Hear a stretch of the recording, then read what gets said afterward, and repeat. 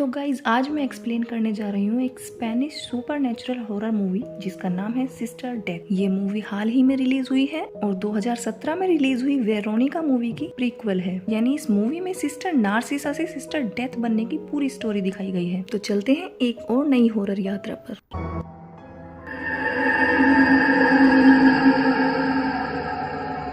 Movie की starting होती है स्पेन 1939 में और ओपनिंग सीन में दिखाते हैं एक छोटी बच्ची को जिसको देखकर लग रहा था कि वो कोई मिरेकल गर्ल है। लोगों की एक बहुत बड़ी भीड़ उसके चमत्कारों को देख रही थी। खैर अब कहानी 10 साल आगे बढ़ती है और वो छोटी बच्ची भी बड़ी हो गई थी और उसका नाम था सिस्टर नार्सिसा। सिस्टर नार्सिसा एक कॉन्वेंट में आती है और उसको कॉन्वेंट की दीवार पर कुछ गोलियों के निशान दिखाई देते हैं। तब सिस्टर हुलिया उसको बताती है कि ये निशान जंग के टाइम के हैं और इन निशानों को कोई भी प्लास्टर या पेंट नहीं ढक सकता है। वो ये भी बताती है कि इस कॉन्वेंट में गरीब बच्चियों को पढ़ाया जाता है और बदले में वो अपनी खुशी से यहाँ काम में मदद करती है। अब सिस्टर हुलिया मदर सुपीरियर को नार्सिसा के आने की खबर देने चली जाती है। तभी सिस्टर नार्सिसा के पास कहीं से एक ब्लैक मार्बल आता है। वो आसपास चेक करती है लेकिन वहाँ कोई नहीं था। खैर अब मदर सुपीरियर सिस्टर नार्सिसा को देखकर काफी खुश थी। वो उसको होली गर्ल के नाम से बुलाती है क्योंकि ये नाम उसके बचपन के चमत्कारों की वजह से लोगों ने उसको दिया था। मदर सुपीरियर उसको ये भी बताती है कि बिशप ने कहा है कि तुम उनके साथ अब आजीवन शपथ लेने के लिए बिल्कुल तैयार हो। लेकिन ये बात सुनकर नार्सिसा काफी शॉक्ड हो गई थी क्योंकि शायद वो अभी यीशु की ब्राइड बनने के लिए तैयार नहीं थी। सिस्टर हुलिया नार्सिसा को बताती है कि तुम्हें बच्चियों को स्पेनिश लिटरेचर और नेचुरल साइंस पढ़ाना होगा,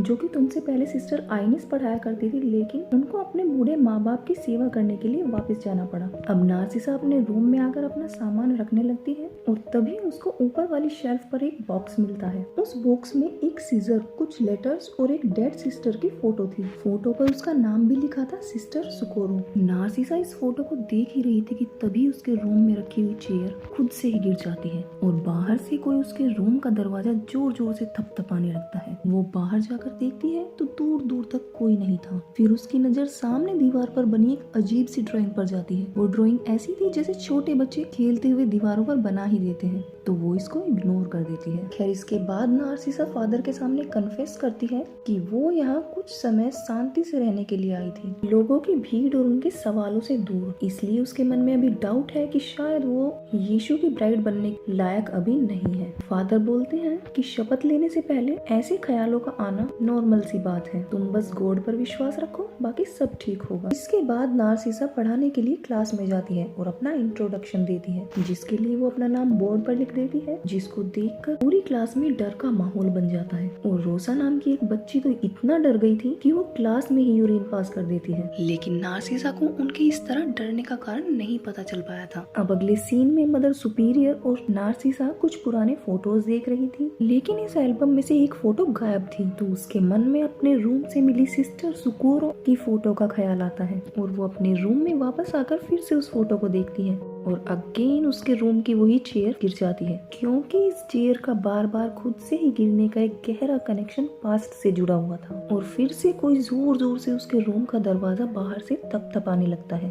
और इस बार तो किसी के रोने की आवाज भी बाहर से आ रही थी। वो बाहर जाकर देखती है तो इस बार भी बाहर कोई नहीं था, लेकिन उसको जमीन पर वही मार्बल पड़ा हुआ दिखाई देता है जो कि उसको कॉन्वेंट में आते ही दिखाई दिया था। अब वो मार्बल रोल करता हुआ बेसमेंट की तरफ जाने लगता है। तो सिस्टर नार्सिसा भी एक कैंडल लेकर उसके पीछे पीछे बेसमेंट में चली जाती है। वहाँ उसको व्हाइट कपड़े में लिपटा हुआ एक हाथ मिलता है। वो उसको लेकर मदर सुपीरियर के पास आती है और सिस्टर हुलिया नार्सिसा से पूछती है कि आखिर वो बेसमेंट में गई क्यों थी। इस पर वो बताती है कि उसको किसी लड़की की आवाज सुनी थी जिसका पीछा करते हुए वो बेसमेंट पहुंच गई थी। तब मदर सुपीरियर बोलती है कि मदर मैरी तुम्हें वहाँ लेकर गई थी और ये हाथ सेंट मार्था का है जो कि जंग के समय खो गया था। और वो इस बात से भी खुश थी कि होली गर्ल के यहाँ आने से वाकई मेरेकल हो गया है। लेकिन सिस्टर हुलिया को देखकर ऐसा लगता है कि वो नार्सिसा के यहाँ आने से ज्यादा खुश नहीं थी। खैर अगले सीन में सिस्टर सग्रारियो को दिखाते हैं जो कि नार्सिसा को सिस्टर आइनस कहकर बुलाती है और फिर वो नार्सिसा को उनकी बनाई हुई स्वीट खाकर उनका टेस्ट चेक करने के लिए बोलती है। और जैसे ही सिस्टर नार्सिसा वो स्वीट खाने लगती है, सिस्टर सग्रारियो एक डेविल हंसी हंसने लगती है और नार्सिसा ने जो स्वीट अभी खाई थी वो असल में स्वीट नहीं बल्कि सिस्टर सग्रारियो की दोनों आंखें थी। ये देखकर नार्सिसा जोर से चिल्लाती है और तभी उसकी नींद खुल जाती है क्योंकि ये बस एक डरावना सपना था। अब दो बच्चियां किसी काम से उसके रूम में आती हैं और उनमें से एक बच्ची दीवार पर बनी वो ड्राइंग देखने लगती है। यानी जो ड्राइंग नार्सिसा ने उसके रूम के बाहर देखी थी अब वो उसके रूम के अंदर बनी हुई थी। फिर दूसरी बच्ची उसको ये ड्राइंग देखने से मना कर देती है, जो कि नार्सिसा को काफी अजीब लगता है। इसके बाद नार्सिसा रोसा के पास जाकर पूछती है कि वो क्लास में इतना डर क्यों गई थी। तब वो बताती है कि ब्लैक बोर्ड पर उसका नाम देखकर वो डर गई थी। वो इससे आगे कुछ बता पाती तभी उसकी बहन आकर उसको रोक देती है। अगले सीन में प्रे करते टाइम नार्सिसा के प्रेयर बीट्स से ब्लड निकलने लगता है और तभी सामने एक लड़की उसको जमीन पर लेटी हुई नजर आती है। उसके मुंह से खून निकल रहा था। फिर वो हवा में लेविटेट करने लगती है और वो लड़की कोई और नहीं बल्कि खुद नार्सिसा थी। ये देखकर नार्सिसा काफी घबरा जाती है और सिस्टर हुलिया उसको होश में लेकर आती है, लेकिन वो इतना समझ चुकी थी यहाँ कुछ तो गड़बड़ है। खैर इसके बाद वो बच्चियों के साथ कुछ अच्छा टाइम स्पेंड करती है और फिर अपने रूम में जाकर खुद को हर्ट करने लगती है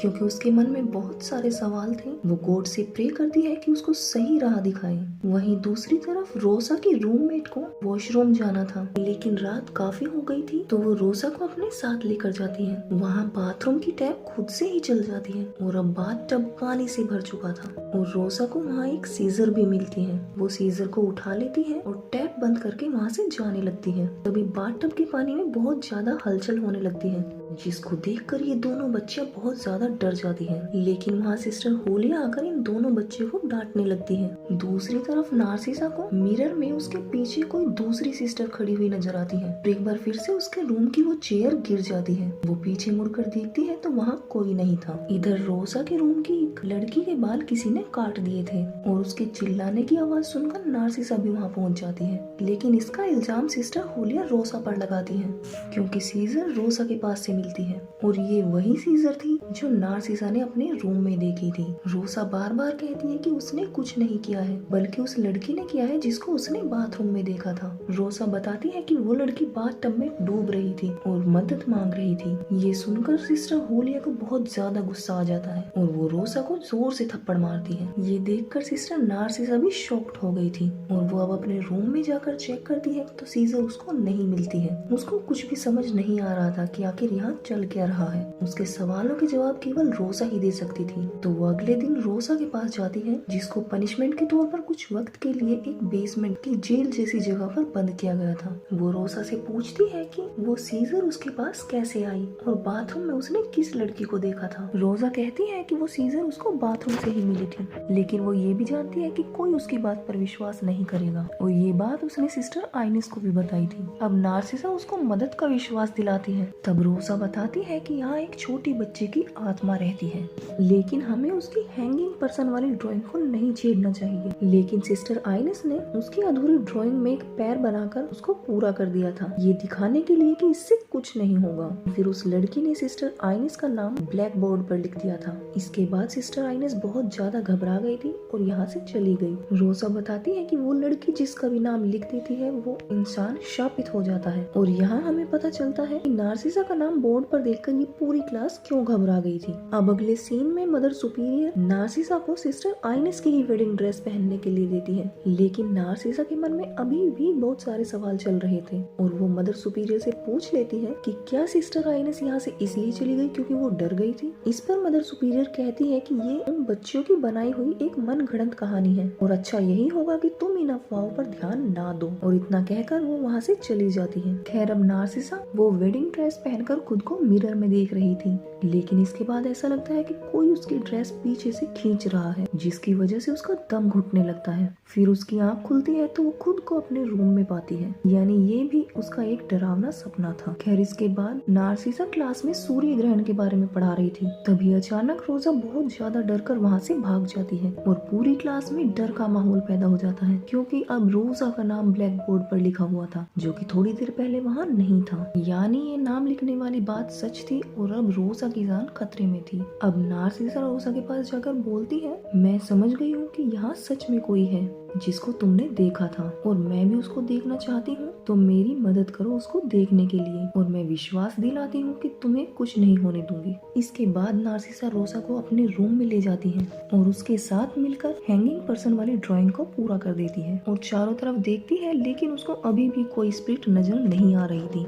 तब रोजा डर कर बोलती है कि वो बिल्कुल तुम्हारे पीछे खड़ी है, लेकिन वो कोई बच्ची नहीं है। नार्सिसा पीछे मुड़कर देखती है तो वहाँ कोई नहीं था, लेकिन अब रोजा रूम से गायब हो चुकी थी। नार्सिसा बहुत ज्यादा डर गई थी और रोते हुए रोजा को पूरे कॉन्वेंट में दौड़ दौड़ कर ढूंढ रही थी, लेकिन सिस्टर हुलिया रोजा को ढूंढने में मदद करने की जगह नार्सिसा को ही बुरा भला सुनाने लगती है। वो कहती है कि ये सब कुछ तुम्हारी वजह से हुआ है और तुम कोई होली गर्ल नहीं हो, बल्कि मुझे तो लगता है एक शैतान हो और तुम्हें यहाँ से चले जाना चाहिए। इसके बाद नार्सिसा को कन्फेशन रूम से रोजा की फुसफुसाने की आवाज आती है। वो जैसे ही देखने के लिए अंदर जाती है, वहाँ कोई नहीं था, तो दरवाजा खुद ब खुद बंद हो जाता है और तभी उसको फादर की आवाज आती है। वो कहते हैं कि तुमने रोजा का फायदा उठाया है क्योंकि तुम उस आत्मा को देखना चाहती थी, लेकिन वो समझ जाती है कि ये कोई फादर नहीं है और अब उसको बहुत सारी आंखें और हाथ चारों तरफ से घेर लेते हैं। नार्सिसा किसी तरह से अपनी जान बचाकर वहाँ से निकलती है और अब रोजा को उस ड्राइंग की तरह फांसी पर लटका हुआ दिखाते हैं, यानी रोजा इज नाउ डेड। और हमें लगता है कि शायद सिस्टर आइनेस भी कहीं गई नहीं होगी, बल्कि उस ड्राइंग के पूरा होने के बाद उसके साथ भी रोजा जैसा हाल हुआ होगा, जिसको इन सिस्टर्स ने छिपा लिया था। सिस्टर नार्सिसा रोजा की डेथ का जिम्मेदार खुद को समझती है और अपने रूम में जाकर उस चेयर को पटक पटक कर जोर जोर से रोने लगती है, क्योंकि ना तो वो इन हादसों के पीछे का कारण जान पाई थी और ना ही रोजा की जान बचा पाई थी।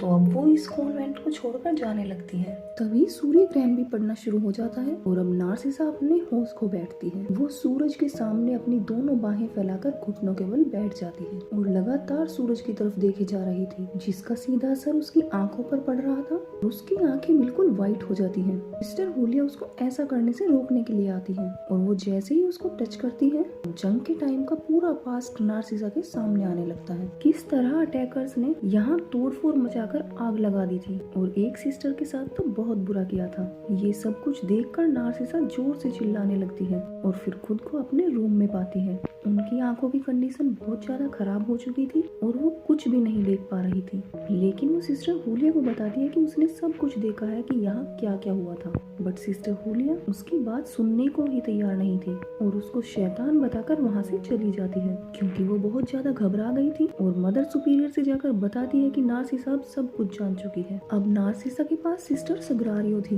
वो उनसे सिस्टर सुकोरो की फोटो उस बॉक्स से निकाल कर देने के लिए बोलती है और फोटो को हाथ में लेते ही उसको पता चल जाता है कि जिस सिस्टर को उसने पास्ट में देखा था वो सिस्टर सुकोरो ही थी और ये कमरा भी उन्हीं का था। उसको एक बेटी भी हुई थी और सिस्टर हुलिया मदर सुपीरियर के साथ मिलकर ये डिसाइड करती है कि ये लड़की इस कॉन्वेंट के बाहर नहीं जानी चाहिए, यानी उसको यहाँ कैद करके रखा जाएगा। ये सब जानकर नार्सिसा जोर जोर से रोने लगती है और उसकी आंखों से आंसू की जगह खून निकल रहा था। ये देखकर सिस्टर सग्रारियो भी वहाँ से भाग जाती है।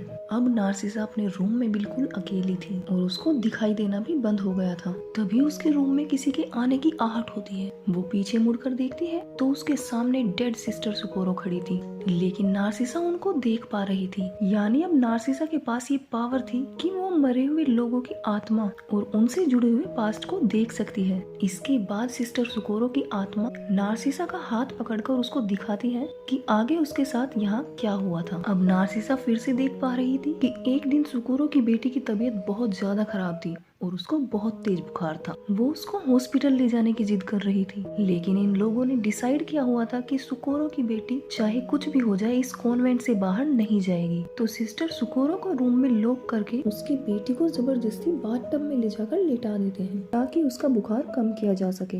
यानी रोजा ने जिस लड़की को बाथरूम में देखा था वो सिस्टर सुकोरो की बेटी थी। वो रो रही थी, चिल्ला रही थी और इधर सिस्टर सुकोरो भी अपने रूम का दरवाजा पीट पीट कर उसको खोलने के लिए मदद मांग रही थी, लेकिन कोई भी उसका दरवाजा नहीं खोलता है। और नार्सिसा के रूम के दरवाजे पर जो थपथपाने की और रोने की आवाज आती थी वो सिस्टर सुकोरो की थी। पूरे कॉन्वेंट में इनकी चीख गूंज रही थी। इसी दौरान सुकोरो की बेटी का सर बाथटब से टकरा जाता है और चारों तरफ सन्नाटा छा जाता है, यानी उसकी बेटी की वहीं मौत हो जाती है। और सिस्टर सुकोरो ये गम बर्दाश्त नहीं कर पाती है और वो भी अपने रूम में उस चेयर पर चढ़कर खुद को फांसी लगा लेती है। और यही कारण था कि वो चेयर नार्सिसा के रूम में बार बार बार गिर जाती थी। यानी उन दोनों की आत्माएं आज भी इस कॉन्वेंट में भटक रही हैं और नार्सिसा से मदद मांग रही हैं। सिस्टर सुकोरो के साथ जो कुछ भी हुआ, नार्सिसा को उसका बेहद दुख था और अब वो खुद को फिर से पास्ट में पाती है, जिस वक्त सिस्टर सुकोरो अपना रोम का दरवाजा खुलवाने के लिए मदद मांग रही थी और नार्सिसा वो दरवाजा खोलकर सिस्टर सुकोरो की